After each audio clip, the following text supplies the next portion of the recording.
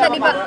Rapat macam-macam tadi ada menilai kondisi ekonomi seperti sekarang dan saat ini dan gimana langkah-langkah untuk mempercepat ekonomi supaya recover lagi, tumbuh lebih cepat gitu kira-kira. Tadi ada paparan Bapak sampaikan ke Presiden nggak? Saya nggak ada, saya Belum ada dengar aja. paparan ya, Pak? Saya dengar. Pak, bicara soal Pak, ada komitmen dari pemerintah nggak sih Pak untuk menjaga defisit tetap di 3% sesuai APBN gitu?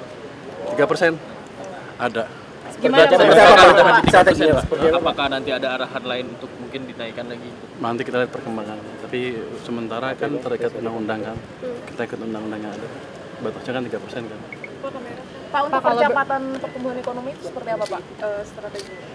Kalau di LP saya bisa ngomong sembarangan, saya nggak bisa. Di kamera. Itu banyak kritik tuh sedikit dari aja Pak, masyarakat, mungkin Pak. gambaran besarnya Pak, gambaran besarnya Pak mungkin. Di awal katanya ngomongnya sembarangan ya. Iya Pak. Bukan begitu, karena mereka nggak ngerti gimana konsep. Kalau saya ngomong itu sombong lagi. Saya ekonom udah lama, jadi kita kira ngerti lah gimana saya memperbaikinya dan kira-kira kelemahan yang terjadi sekarang apa. Dan Pak Presiden dengan tim tadi beberapa menteri sudah setuju untuk menciptakan langkah-langkah supaya program pembangunannya cepat dan sistem finansialnya tidak ketat seperti sekarang. Artinya bisa tumbuh lebih cepat sektor swastanya juga. Kira-kira begitu. Soal burden sharing udah ada mulai gimana Pak? Saya belum bicara burden sharing. Tapi ada kekhawatiran menambah resiko inflasi gimana Pak tanggapannya? Kalau saya nanya dia ntar dimarahin, so tau nanya. Jadi gini, inflasi itu boleh kan, saya dosen juga. Iya Pak. Tumbuhnya cepat, kalau ekonomi tumbuh cepat baru bisa inflasi kalau pertumbuhannya di atas laju pertumbuhan ekonomi potensial. Kita 6,5 sampai 6,7, jadi masih jauh kalau kita bilang demand pull, inflasi akan terjadi. Artinya pertumbuhan yang terlalu cepat menyebabkan inflasi. Jadi nggak otomatis defisit APBN menyebabkan inflasi atau belanja menyebabkan inflasi, tidak otomatis. Jadi kita lihat sisi-sisi yang lain. Jadi potensi ekonomi seperti apa, kapasitas ekonomi untuk menciptakan pertumbuhan seperti apa. Kalau di atas itu terlalu tinggi, baru ada yang disebut demand pull inflation. Pak, ada rencana menambah stimulus nggak sih Pak? Oh, ada kelihatannya. Insentif fiskal. Jadi begini, kebijakan-kebijakan yang ada sekarang itu kelihatannya belum terlalu lancar diselenggarakan. Dan tadi rapat menentukan atau memutuskan untuk mempercepat semuanya. Itu dulu yang pertama. Jadi harusnya ekonomi akan tumbuh lebih cepat. Jadi ini bukan saya ngarang ya. Memang kebijakannya seperti itu di sana di dalam. Kebijakan yang di mananya sih Pak yang mungkin bisa lanjut gitu ya? Atau mungkin dari pajak atau dari apanya Pak? Anda mau kena pajak. Belanja, utamanya belanja. Program bukan belanja. Program yang ada akan dibuat berjalan cepat sesuai dengan waktu yang ditetapkan. Semua program pembangunan yang ada. Pak, ini nanti ke DPR mau pemaparan apa? Saya mau pemaparan kelihatannya. Saya nggak tahu. Saya mau sini APBN, diskusi APBN. Pak, terkait yang dipotong-potong Pak, yang dipotong pembicaraan Bapak itu yang bilang bahwa itu hanya sebagian kecil dari itu. Apa ya? Ada rencana? Bukan sebagian kecil, maksud begini. Maksud saya begini.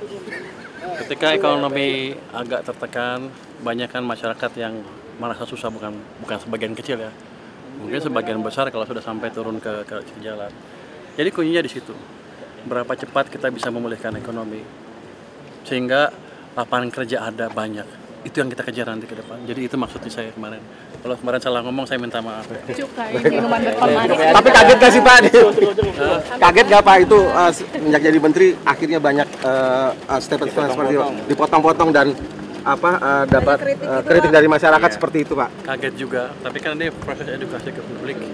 Ya nggak apa-apa, ke saya juga sama. Kalau saya salah saya perbaiki. Tapi yang jelas maksud saya seperti itu. Bukan bilang biar aja atau itu yang susah aja yang pasti enggak. Ada sesuatu yang bisa diperbaiki yang membuat mereka nanti lebih mudah mencari kerjaan. Bukan mereka ya, semuanya masyarakat bisa sejahtera bersama. Itu tujuannya utamanya sebetulnya.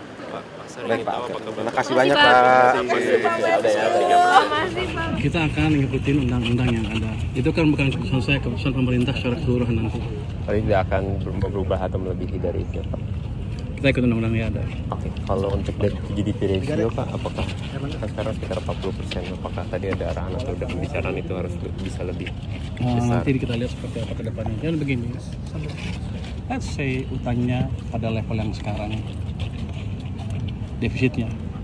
Tapi dengan uang yang ada kita bisa ciptakan pertumbuhan yang lebih cepat. debt to GDP-nya akan cenderung turun. Jadi kuncinya di situ. Optimalkan dana yang ada, program yang ada, supaya menciptakan pertumbuhan yang lebih cepat sehingga debt to GDP-nya steady atau stabil, tapi kemakmuran masyarakat meningkat dengan signifikan. Seberapa butuh Bapak dengan bantuan dari moneter Pak untuk mendorong pertumbuhan ekonomi? Maksudnya? Seberapa butuh sinergi dengan kita harus bersinergi, jangan sampai kebijakan saya dan kebijakan BI mencekik sistem perbankan dalam hal likuiditas. Dan saya sudah bicarakan tadi dengan Deputi Senior Bank Indonesia, dengan izin Presiden juga, ke depan kita akan mengambil langkah-langkah yang perlu supaya tadi yang dibilang masyarakat sering bilang kan likuiditas ketat akan berkurang dengan signifikan dalam waktu dekat. kontribusi moneternya dibahas.